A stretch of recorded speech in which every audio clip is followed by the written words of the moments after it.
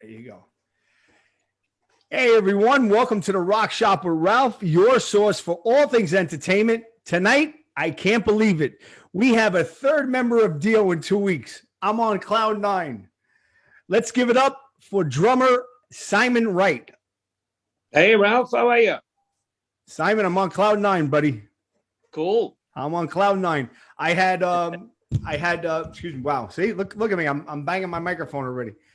I had Vinny here 2 weeks ago. Oh, cool. I had Scott here last Sunday. Uh-huh. And we got you here now. Whoa. That's like the trifecta. It is. You scored. That's right.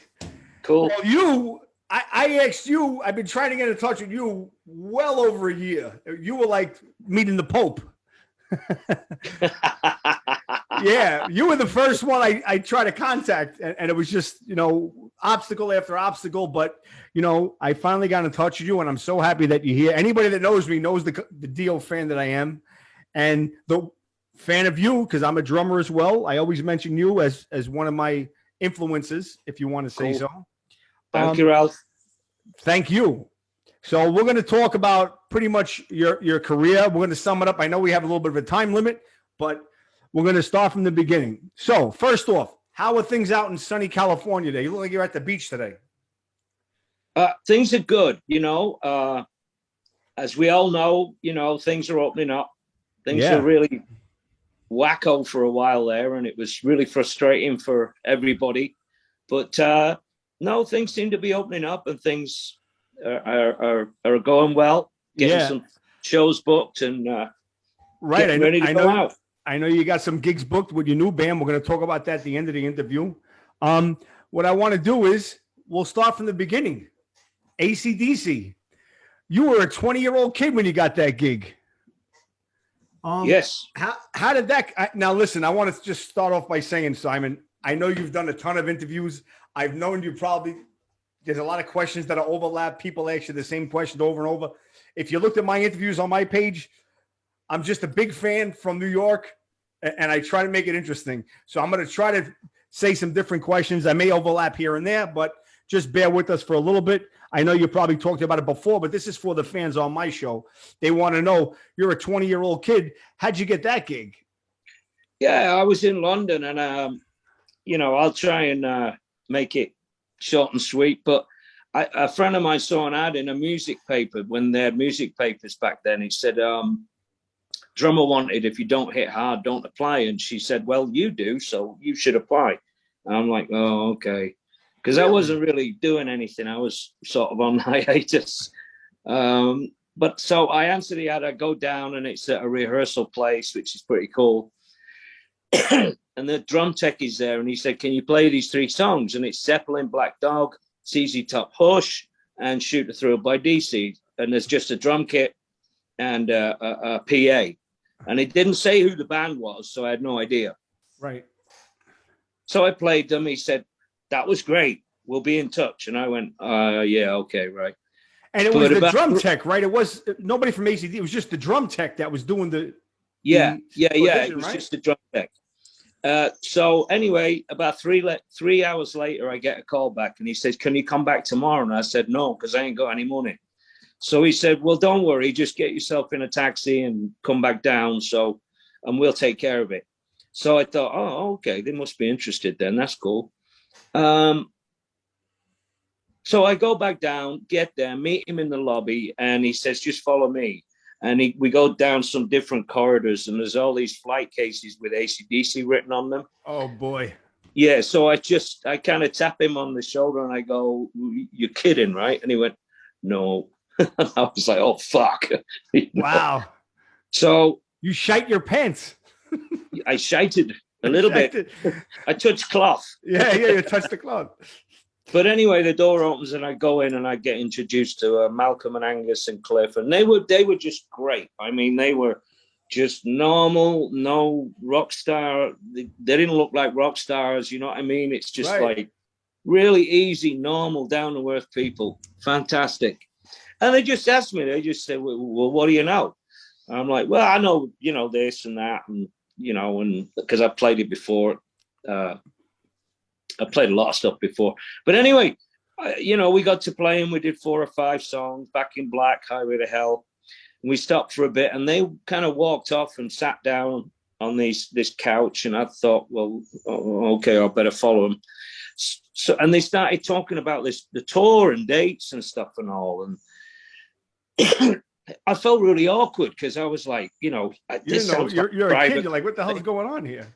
Yeah, it sounded private, you know, and I'm like eavesdropping. But so I tapped Mal on the shoulder and I said, Malcolm. does this mean I'm in the band?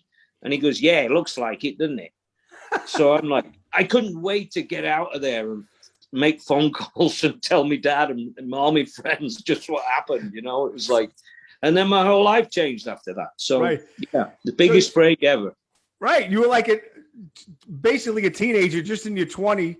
And now you're fronting one of the biggest bands in the world. Holy shit. That's movie material, Simon. And yeah, it did, I suppose it is. Yeah, and it didn't hurt that you were basically the same height as them too, right? I don't know why. I really don't know why that's going. Apparently they auditioned a bunch of drummers and you know, I don't know why. I didn't ask, but I have no idea why. Right. So, whatever. So the first time you meet Brian, what are the songs that you're playing? Like, do you have to sign contracts first and then you meet Brian, or you meet Brian and then everything's worked out?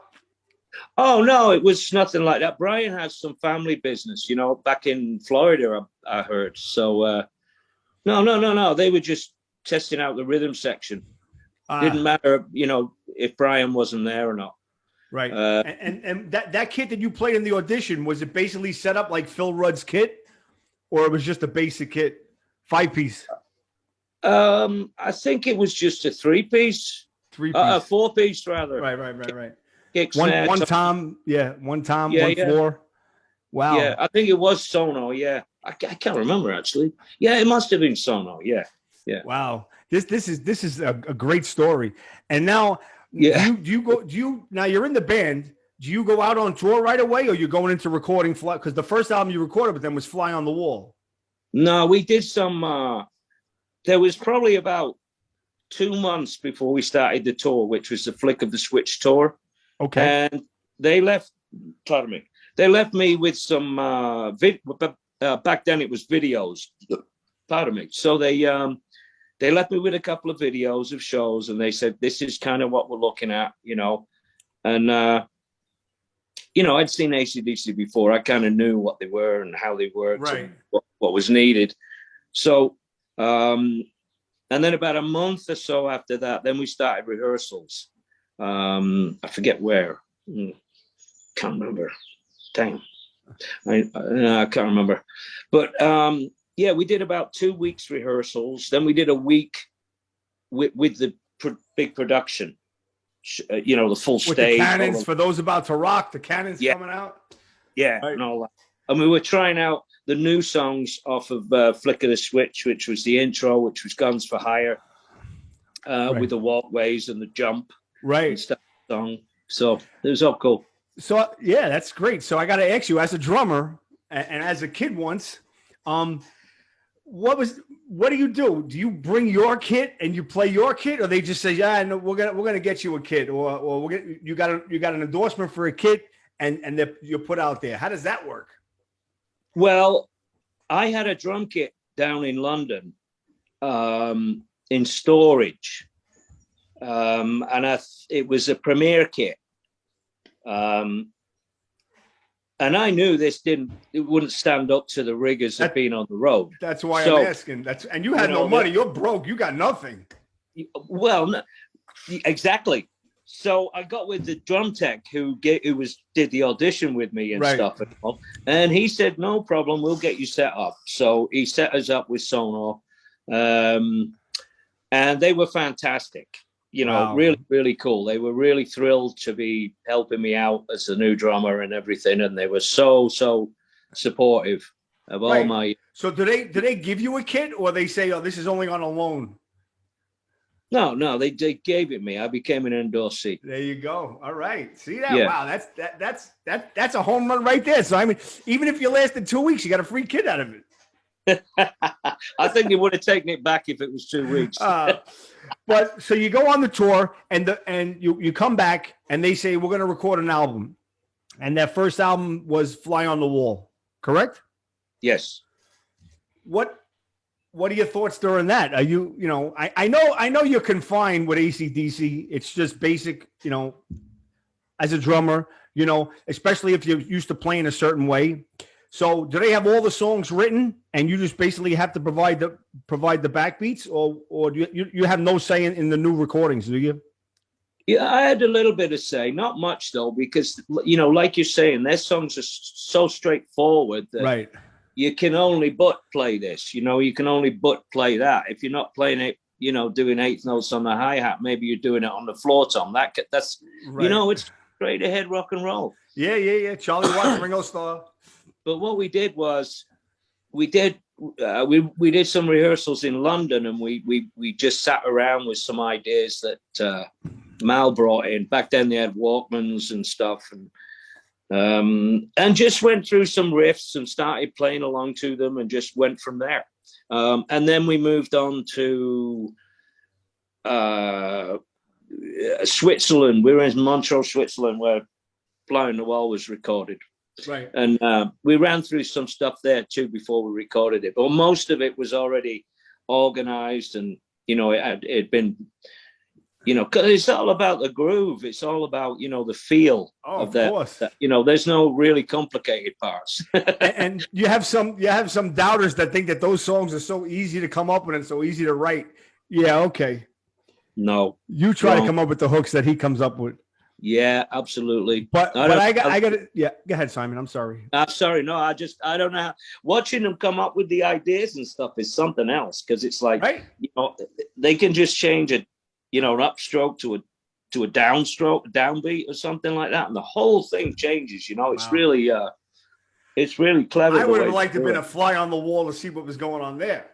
Let me ask you, because now don't forget, I tell you, I'm a fan first and foremost. That album, to me, I didn't really like it. The only knock I had on that was Brian's vocals was so subdued. He's used to be more out in the front, and they were like held back on the vocal, and the music was over his vocals, and it didn't really sound like the albums that were going on before that. Yeah, no, I noticed that. I mean, but the thing is like, I really did not have a lot of input into that. Oh no, I didn't say you did. I'm just telling you as a fan. That was my opinion of it. Yeah. I mean, no, I kind of thought the same thing. I did. I mean, yeah. But it's done. You know, it's over, and it only went platinum. Yeah, it only went platinum. You know, they sell 10 million copies of Back in Black, and they sell 1 million of Fly on the Wall. It's a disappointment. Yeah. Well, what gets me is though, you know, a lot of people that I run into and stuff and all, and interviews that I do. I mean, a lot of people tell me that Fly on the Wall or Who Made Who or the other album I did with them are their favorite albums, and I'm just astounded. I'm like, really? And well, I'm gonna get to that. I really feel that you came into your own, if you want to say that, on Who Made Who, because that is one of my favorite ACDC songs. Even though it was only one or two songs and instrumentals on that stupid movie Maximum Overdrive. Yeah. But the song, the video, you look like you were having a blast in that video. Every shot of you was just, you're smiling and you're laughing and you're pounding the shit out of those skins, you know? You were like, I'm an ACDC, guys. Look at me. That's the way I looked at it. Well, it may be, but I was having a bad day and they just started about something, you know. I mean, it's not, you know, it's still, I've been in a band, you know. I mean, you have your off days. It's just, I didn't think, oh my God, I'm so glad all the time that I'm in ACDC. You know what I mean? I mean, it wasn't like that all the time, right? No, of course not, man. I mean, you know, but I think they were making me laugh about something. I think Brian had told a story, and Brian has 100 stories every hour, you know. I mean, and he said some story or something, and I just couldn't get it out of my mind. Did you need a translator to understand what he was saying? You know what? I'm not too far away from him, and you know, I'm from Manchester. He's from Newcastle, and it was a little tough at first, but I soon got it. You know. Yeah, I understand. It's funny. The first couple of weeks. You had to get used to him. Yeah. It's funny because I'm from New York. You can hear my accent. And What? No, really? Yeah. Since I've been doing my interviews, I interviewed a girl from London. Her name is Ches Kane. She was a real, thick accent. You had my accent, and it's like a running joke going back and forth. But I'm getting used to it, and I guess you guys are getting used to it too, because I mean it's all fun. But some of my best friends are from New York. All right, there you go. Good. The final album you did with them was Blow Up Your Video. And on that album is another one of my favorite ACD songs, Heat Seeker. I think that's one of their best songs. I mean, listen, you're going to have, of course, the diehard ACDC fans. They're going to tell you what their best songs are. I'm only giving you my opinion. I think Heat Seeker was a great, great, great song. Yeah, it turned out well. I mean, there was a lot of things changed a bit with that album because George Young and Harry Vander came in and did some of the production. So It was more of a, I wouldn't say stricter, but it was more of a working day when we were in the studio doing that album. And the songs were all pretty much worked out. So it was really cool. I enjoyed that the most out of it. Yes. I have to agree with you because I think that out of the three that you did, that's the best album. And that's the way I Want to Rock and Roll is another good song. Yeah. But and then one of the tours you went on, you toured with Whitesnake, Scorpions, and Ozzy. What was that like? Oh, that was Monsters of Rock, right? Monsters of Rock, yeah. Yeah, that was, I think, 5 festivals we did like that altogether. And I don't think Whitesnake were on it the whole time because I think Van Halen came in. They did the English one. And Gary Moore was on that show as well, I remember. Oh. It was fantastic. I mean, I went down early to watch Van Halen when we did the festival at Donington in England and all. And I'm stood on the side there just like, what the hell is this? Right. You ever pinch yourself? You're like, I'm a 20, well, at the time, now you're 24, 25, whatever. And you're like, I'm an ACDC. I'm looking at Ozzy play, and I'm looking at Gary Moore play. I'm looking at Whitesnake. What the fuck? Pinch me, please. Yeah, it was pretty damn cool, I'll tell you. And, I never thought I would be in a band that would say, well, our opening act was Van Halen. And what about when you played? Eddie was such a sweetheart at that show. I mean, he came up, he was jamming with Angus in the tuning room and stuff, and had a chat with Eddie, not too long, but he, he like gave me his bloody phone number. I'm like, Christ. What? This is Eddie Van Halen. Jesus, man, but nicest guy. I mean, just fun. And then you hear the stories how he's a diva and all this stuff, and then you hear the other stories where he's such a great guy. He's just a regular guy. Well, I guess that happens when you're kind of the leader of the band. That does happen. You got to put your foot down now and again. Right. Put your foot up the arse. Yeah. So I know we're limited for time. You had a very long career. So it turns out you leave ACDC. Whether willing or unwilling, you left. The rumor was, and you can correct me if I'm wrong, was you felt confined. Like you said, you used to play in a certain style, and then you're playing just basically the same beats all the time, or you're constricted, and you decided you wanted to spread your wings. Is that a fair assessment? Well, you're a drummer. You know what it's like. You need to do. So that's all it was, really. I mean, Yeah, if you're eating a ham sandwich for 5 years, you want to have turkey one day. Or stick a pickle or some mayo on it. There you go, put some mayo on it. So anyway, you leave. What was that? What year was that? 80? Oh, 88, 89. 89. And then here we go. Yeah. What do? You hook up with the man, the master, my hero, Mr. Ronnie James Dio. How did that come about? Oh, it was through a friend of a friend who knew my wife at the time. And I'd met Ronnie a couple of times, just real briefly. And I also said hello to him when we did that Monsters of Rock tour we were just talking about. Right. Dio I think the German one, and I think one of the Italian ones. I can't remember. Yeah, but it's okay. I got to sit with him then, and he was nothing but a great guy. I mean, just nothing but, you know, encouragement and interested in what I was doing and saying. I mean, he was, you know, just fantastic. Like we all know him, you know. Right. But yeah, it was through a friend of a friend, and we got hold of Wendy, and we went down in a rehearsal. I met up, and we did a couple of days, and everything seemed to be going really well. And you know, I just ended up, you know, staying there. Right. Now, well, this is for those of you that don't know. The story is he replaced the whole band. The whole band was gone. You know, he had a new guitarist, new bassist, new drummer, new keyboards, everything. So the band was Simon, Teddy Cook, an 18-year-old kid, Rowan Robertson, and was it Jens Johansson? Right, was the keyboard player? Yeah, Jens. Yeah, Jens, and they recorded the album "Lock Up the Wolves," which what I think is a very underrated album. Some Dio fans didn't like it. Some Dio fans think it was too polished, the blah, blah, blah. Me, I'm the ultimate Dio fan.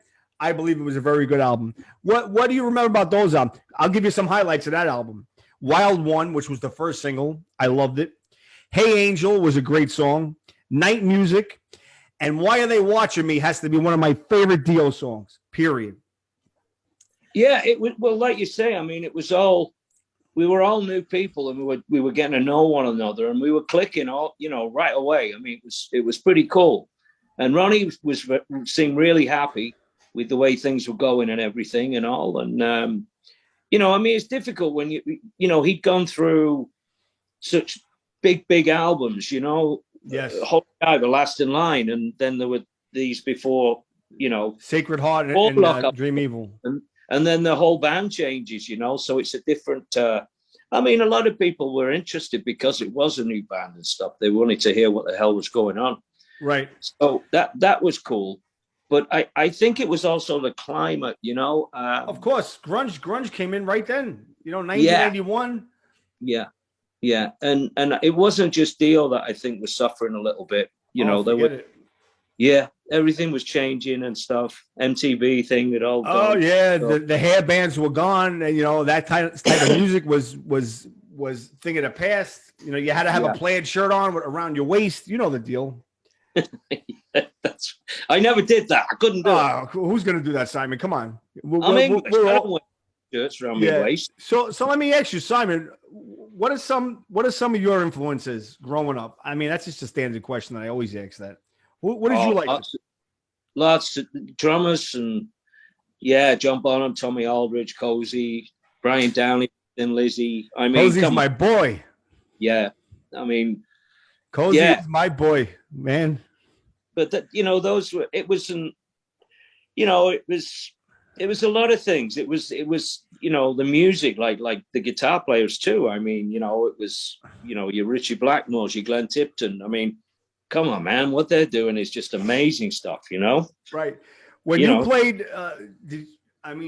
let's just say, for instance, Stargazer, that intro on the drums. I mean, as a drummer, I can't play that. You know, I can't play it. How hard was it for you to play it? And did you say to yourself, how the fuck am I going to imitate Cozy Powell?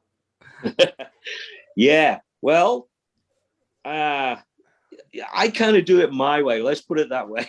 See? So you cheated a little bit, huh, Simon?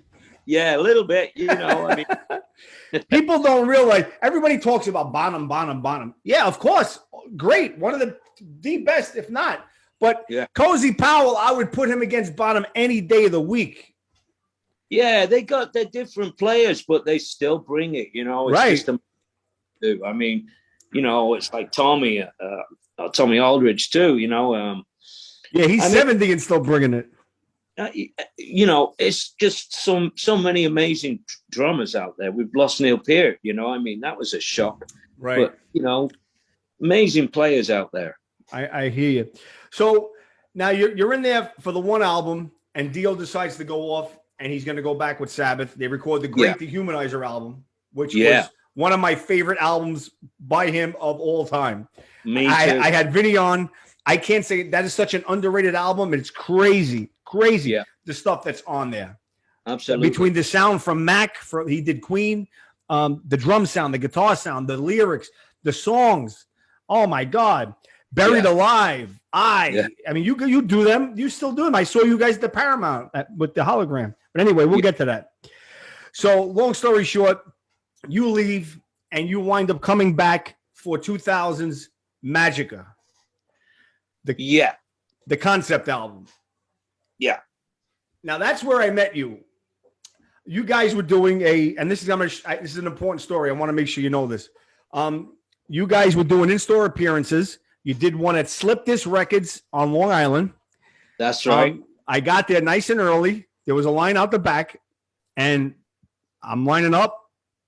Jimmy, Craig, you, and Ronnie. Scott Warren. And Scott was there too. Yeah. Yeah. He had a black eye. That was funny. I told him about that store. I already talked about that store. Did you hear? Remember his black eye that he had?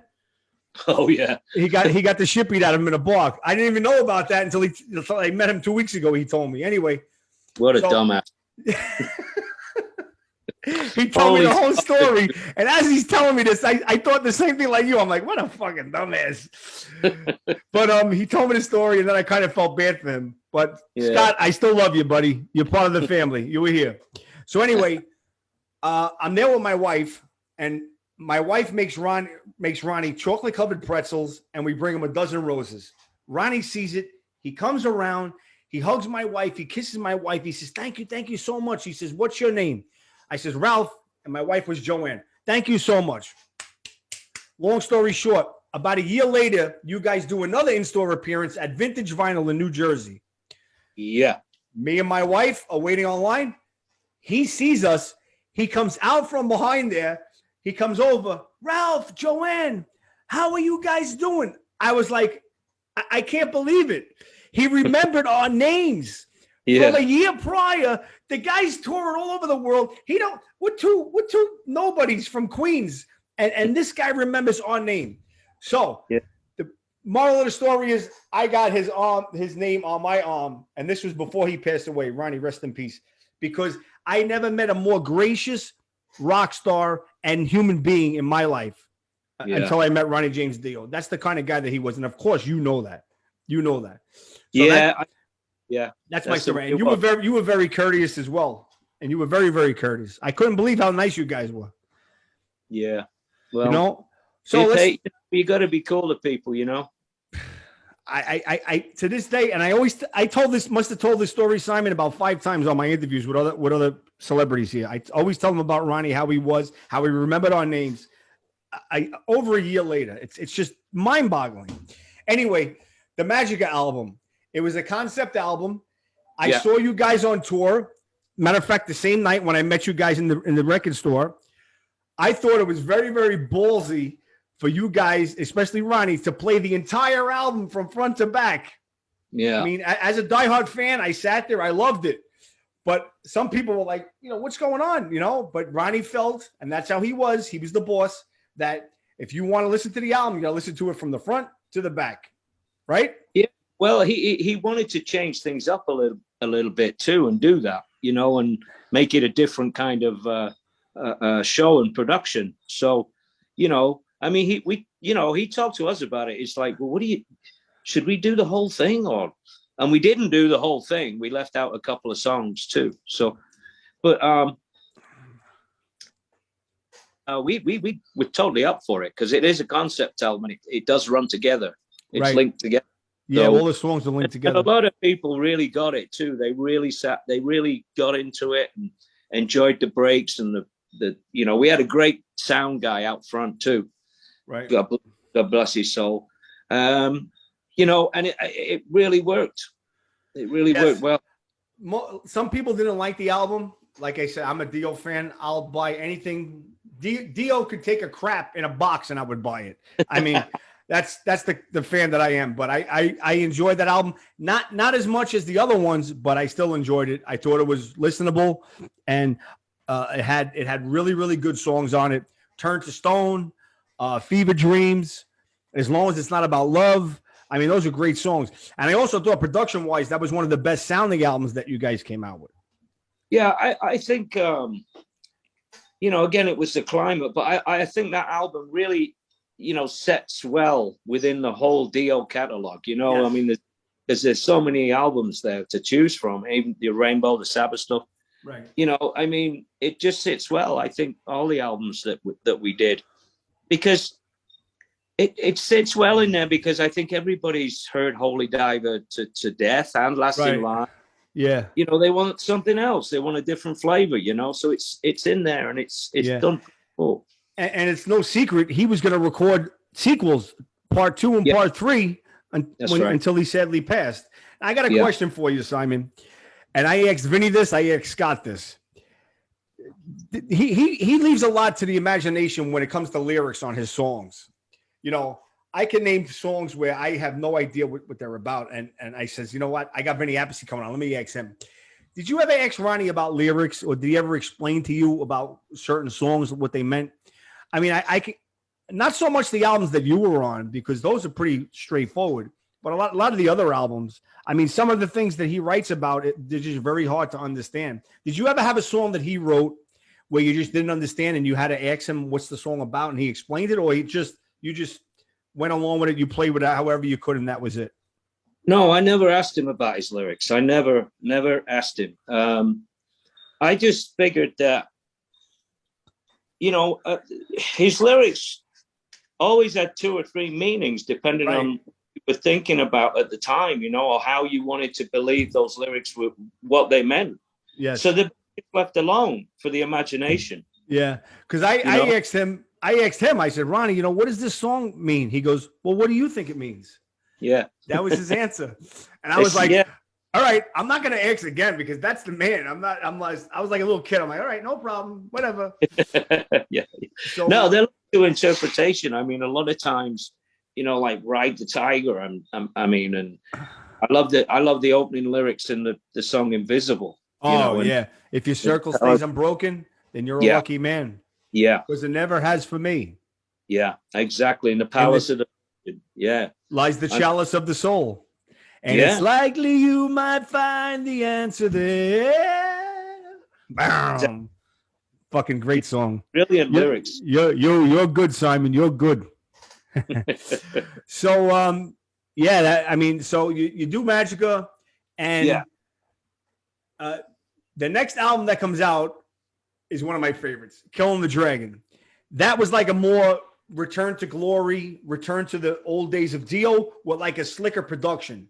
One of the best songs on the album was Push. I mean, that song should have been a monster hit. You know, you had Jack Black in the video. The song was fucking there. It was great. And then, you know, the album did okay. You had a bigger tour, but of course, you know, it kind of gets lost in the shuffle, like with everything else and all the other people from that era. What do you remember? And then Doug Aldrich came in on guitar. Well, that's the thing I was going to say. That's why he kind of changed a little bit, and he went more back to the roots of you know, how grand Magica was. This is like getting to a metal album or rock album, what you want to call it. But yeah, Jimmy brought in Craig had some family problems or something going on. Yeah, he left. Yeah, and we were feeling a bit stuck. I mean, it was, you know, what are we going to do now? But Jimmy found Doug, and he gave us an old tape that Doug had sent him years ago, and he played it. And me and Ronnie were just like, wow, that's great. That's great. So we got him in, and it just became apparent that Doug was just like, he was the man. Was born with a guitar, you know. I mean, he could play anything, you know. He loved the blues. And so, you know, there were already some songs written that he'd done with Craig. Yeah. Doug just came in and reworked them a little bit. And it worked out a treat. I mean, playing with Doug was just great. I mean, Simon, I gotta say, your best playing on any Dio album was that album. I love that album the most. As a fan, I'm telling you. That seems to me that was one of your highlights of your Dio career until I saw you live at the Paramount. All right. On. Now I got two questions about that era. All right. First thing is, how close was Warren DeMartini into Dio? Because I know he was like there, and Ronnie was working with him during that time. I think it was 2001, 2002. Yeah, we were working with him. We came into rehearse, and it really didn't work out. Yeah. All right. You know, I as a fan, I can't see that. I couldn't see it. When they were mentioning Warren DeMartini, I'm like, what? I just don't see it. I don't see it. And then Doug comes in, and you guys hit it out of the park. I mean, Doug was like the perfect guitarist, you know, and no, that's no knock on Craig, because I love Craig. And I love Vivian, you know. But Doug was, when he came in and you recorded that album and I saw you guys live, I was like, this is the Dio band. This is it, man. You know, yeah, it really was clicking. Well, we brought in, you know, Jimmy had left as well, and he just kind of drifted away. We said, where's he gone? We don't know. Yeah. God bless his soul, you know. Right, rest in peace. Jimmy was great to work with. But we had we got a hold of Rudy Sarzo, and he couldn't do it, but he wanted to do it. He was on tour with Yngwie Malmsteen, so we couldn't use him at that particular point in time. Right. So Ronnie got a hold of Jeff Pilson, and that worked a treat. You know, yeah. Jeff is amazing. Between his bass playing, his vocals, and he's singing, and his knowledge. Amazing. Yeah. He's just, and his enthusiasm is just like, yeah. whoa. That's why he's a producer now. Absolutely. Yeah. So when we did get Rudy in after he finished his commitments with Yngwie, that was really cool. That was fantastic, Rudy. I mean, you know, and we all kind of looked at each other and said, why didn't we think of Rudy before? When bass? Rudy's played with one thing I don't understand about Rudy, and I met Rudy, and I actually have his picture on the wall back there. I don't understand how he is not in a band for years at a time. He's always here, there, you know? Well, I don't know exactly why that is. I think he might tell you that he likes change. He likes, you know, moving on. He's in the Guess Who now. That's right. He's in the Guess Who. Yeah, I did some shows with him. Their drummer got sick, so he did called you? me. Yeah. Oh shit! I would have loved to see that. I know, man. I did like 4 shows with him, and he called. I'd just gone back from Australia, and he called me the next day, and he said, "Si, can you come out? We got a festival in Virginia or something." So I'm like, "Okay." So I'm on a plane. I got the Guess Who going on, you know, and all this. You're going from Holy Diver to American Woman. Yeah, I know, right? But it was so enjoyable. I mean, those guys, they have a crowd they bring. Yeah. I mean, the guys in the band are so cool. They are really great people, you know. Burton Cummings. Well, he's not in the band. Yeah, but I'm saying, well, he was, and he was one of them. And what's his name too? Randy Bachman was in. Years back. Yeah. I mean, there's some classic stuff going on. You don't realize, so you got to kind of learn. Somebody's got to play those tunes, Simon.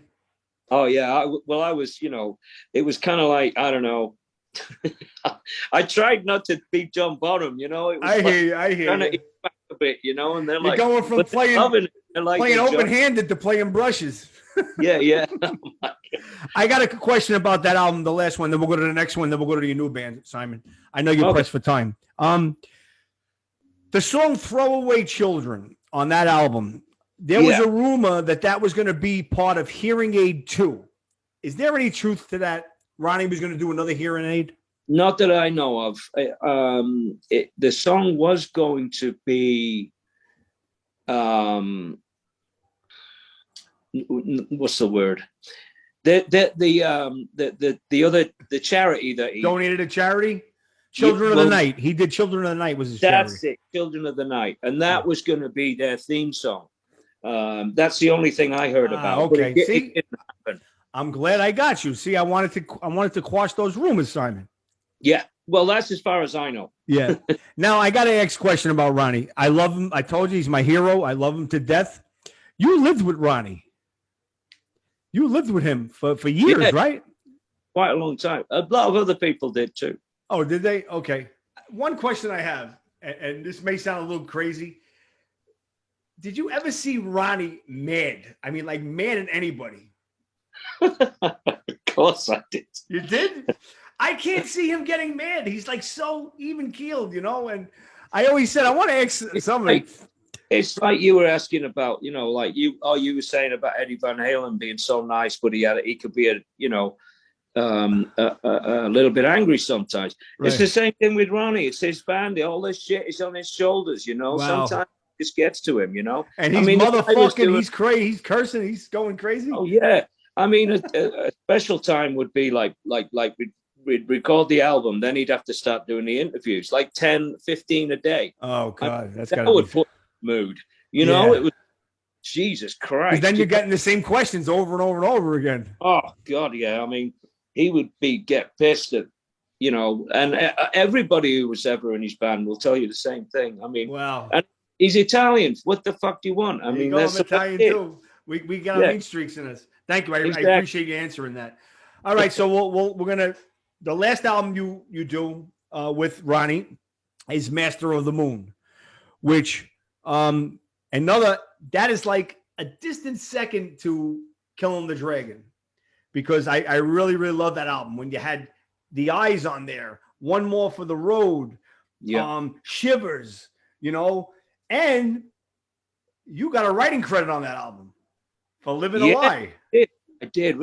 Well, I was down in the studio quite a lot and figuring, just because it always seemed to help him when the drum machine was going the right way. You know, if he felt uncomfortable with the rhythm, it kind of put him off his writing, procedure. So I spent a lot of time down there. I mean, they're not really complicated rhythm songs, but you know, he decided I deserved the writing credit. So I was over the moon. Over the moon. You're like, wow. And not too many people can say they have a writing credit with Ronnie on an album. Yeah, that's cool. You know, you're one of them. But that's great. So Simon, what's one of the best tours you've been on in the Dio band? What do you think? Oh, we did it. The one we did with Scorpions and Deep Purple was cool. Iron Maiden and Motorhead was really cool. I seen that one. That was awesome. One of the loudest bands I ever heard in my life was Motorhead on that bill with Dio. I couldn't believe how loud they were. Well, it was so cool. With both of those tours, we all knew each other, so it was just like it was so relaxed and fun. I mean, it was great. Right. You know, I see a lot of pictures with you with Roger Glover. Yeah, Roger is something else. He's brilliant, man. Brilliant, you know. Great bass player. Privileged to know.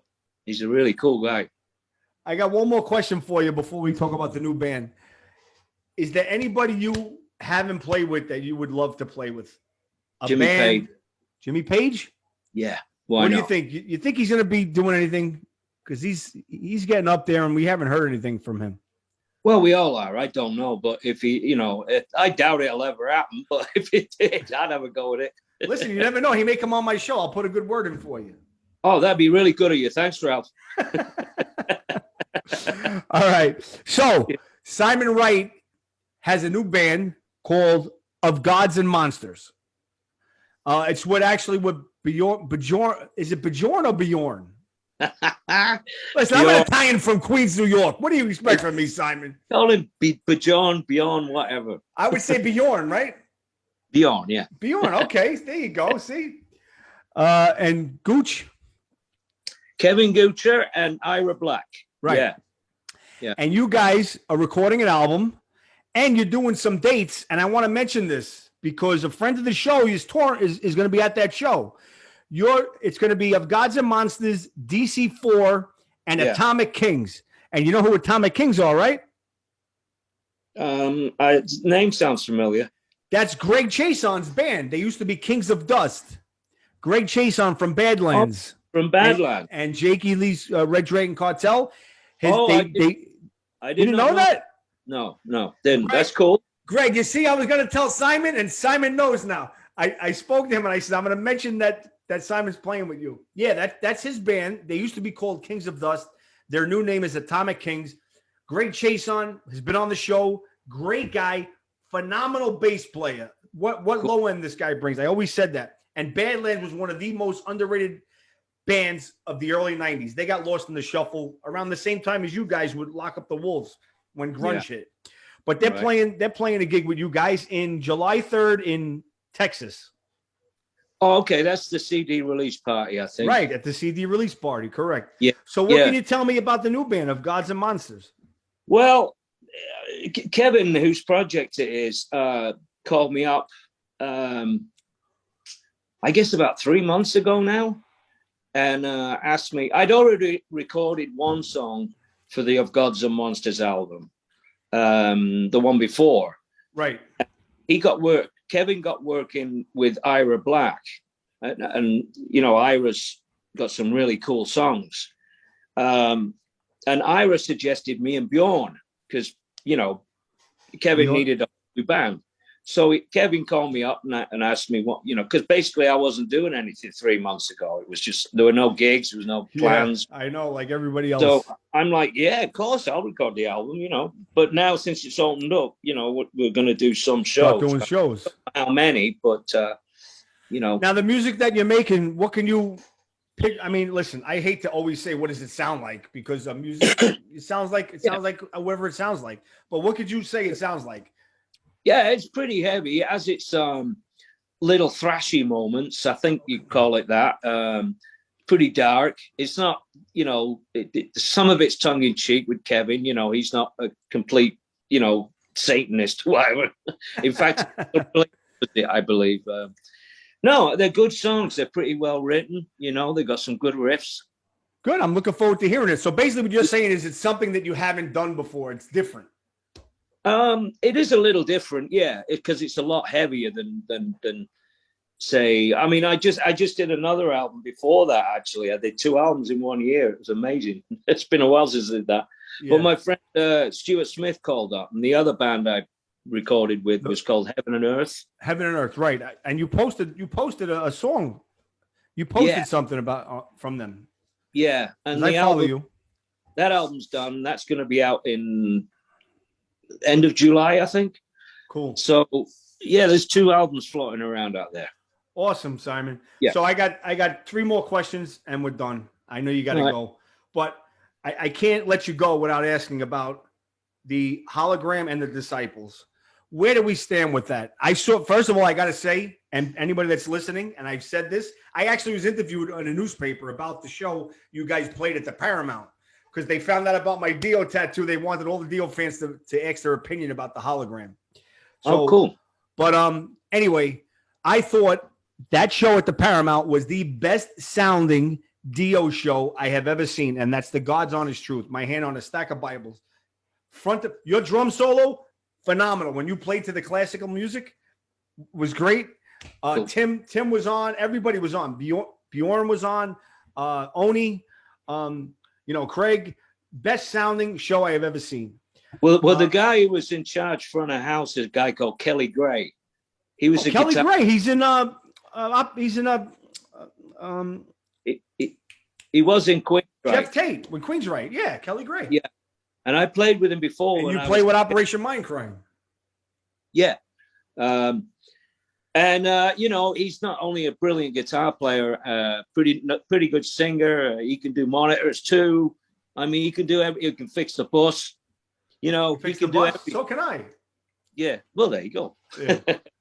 But no, that was Kelly Gray, and yeah, we're just. It'll probably be next year, I think, when the hologram starts up. So the hologram's going back out. Yeah, it'll probably be next year. I've heard. So we're all kind of like doing our own projects up until then. Awesome. Yeah. So, you know, it really went well in June of 2019. So I seen you at the Paramount in Huntington, Long Island. I've seen that. I was at that show, front row. Cool. I said best Dio show sounding I've ever seen. That's great. Thanks, I'm telling you, the best sounding show I've ever seen. I was like, this is just crazy. You know, I had to get used to seeing Ronnie the way it was. You know, it took a lot getting used to. And I'll tell you this as a fan, Simon, no disrespect to anybody. I will go to my grave being a Dio fan. If you're looking straight ahead, you're fine.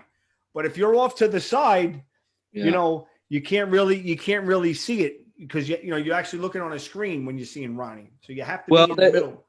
The guy who does all that, who owns the company, is called Jeff Pizzuti, and he would be out in the audience. He came and asked me, "What do you think of the show?" I know his name was Jeff because he was interviewed for Newsday as well. Yeah. Well, that's the thing. You see, he goes out and he gets people's opinions, right? And he wants to make the show better. So he's asking people all the time what they think, and the thing that came up. So they're working on that. If you move to the side, good. So he's having his team. That's the only knock I had was if you stand to the side, you can't really see. But it's still, like I said, best Dio show I've ever seen. Now the Disciples, I heard some rumblings that there might be some songs recorded, original music. Where do you stand with that? Yeah, we were working on them. We've kind of put Disciples to one side. We're doing Dio Returns now, so we don't want the two to mix together. So we're putting all our thoughts in Dio Returns right now. Okay, all right. Last question: do you know anything about with Wendy with the autobiography? Is it finished? Is it coming out? Is there a movie that's going to happen? What's going on with that? Well, there's a documentary that's that I think a lot has been filmed, interviews with different people and stuff. I did some interviews, so did Craig, so did Scott. Right. That's been kind of put on hold a little bit because of COVID, obviously. Right. But the book, I think, is coming out. I saw it advertised. I think it's the end of August or the end. Really? That close? Yeah, I think so. Boy. I could be wrong. You know, I better get Wendy on the phone. There you go. I'm going to get her on the phone. I actually, So anyway, I know he wrote half of it and she finished the other half, correct? Yeah. I mean, he was still writing it when he was, when he was sick and all, because he wanted his mind to keep going, you know, and stuff. So there was a lot that he wrote. He wanted to get as much as he could down on paper, so to speak. So unfortunately, he started it a long time ago, I think, and then it just got there's all the work and stuff, and it got put to one side. 11 years he's gone. 11 years he's gone. So what is your most everlasting memory of Ronnie James Dio as we close, Simon? What do you remember Ronnie most for? Oh, there isn't one. I mean, I remember things a lot. You know. You know, every time I go in Home Depot or something and stuff. Oh, really? Home Depot? No, he always crops up every other day. You know, something will happen, or I'll see something, you know, and I'll just go, "Oh, Ronnie wouldn't like that." Or I mean, you lived and breathed Ronnie. You lived with him. Huh? I said you lived and breathed Ronnie. You lived with him. You were close. Yeah, I helped him out when he was sick. I mean, it was pretty horrible, but I know did it because I knew that he would do it for me if I was sick. Right. So. And one thing I can say about Simon and Scott Warren is every year when they have the memorial, you're always there. I see pictures all the time. It's always you're there, Simon's there. You know, you may have other people come and go there, but I always see you guys there. Yeah, I mean, it's great to see friends again too. You know, the sort of the family and stuff, and catch up with what's been going on. Right. And to you know, be there and be where Ronnie is. It's cool. All right, Simon. Well, we're going to end it with this. I always do this. It's called this and that, this or that. I'm going to give you 2 songs or bands or people, and you got to pick one. You ready? Mm-hmm. All right. Wild One or One More for the Road? Wild One.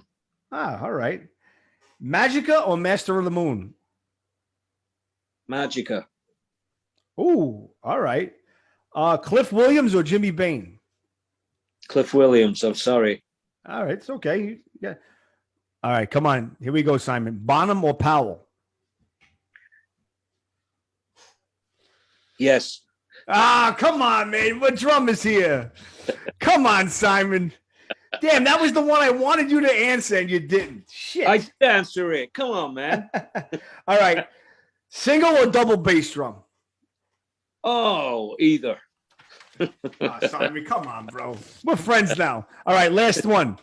Ronnie James Dio or Ronnie James Dio? That guy, Ronnie James Dio, I think. There you go. All right, Simon Wright, it's been a true honor. I really mean that. It's been a blessing that you came on my show. Love you, kid. You're the best. Thanks. I hope to see you soon. Where can we, Simon, as far as finding you, I know you don't have your own website. Where can the fans go? Can they go to a certain website that you have, or just Dio Disciples, anywhere they can find you? There is a Dio Disciples page. I Right. have a music page, and I have the usual personal page on Facebook. On Facebook. Okay, Yeah. so you can find him on Facebook, Dio Disciples, Simon Wright. And I want to thank Simon Wright for coming on. And Simon, Pleasure. I really appreciate it. Take care of yourself, buddy. No problem, Ralph. Nice talking with you, man. Be good. Thank you. You made my day. Bye. Cheers, mate. Bye.